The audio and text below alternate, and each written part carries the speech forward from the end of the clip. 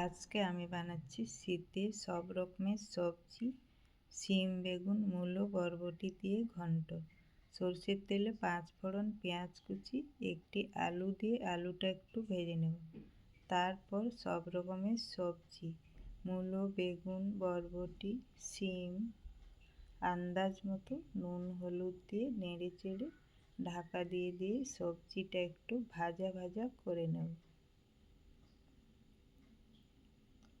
সবজি ভাজা ভাজা হয়ে গেলে তার মধ্যে আদা, রসুন, কাঁচা লঙ্কা বাটা, সবজি মশলা দিয়ে সবজি কিছুক্ষণ কষিয়ে নেব।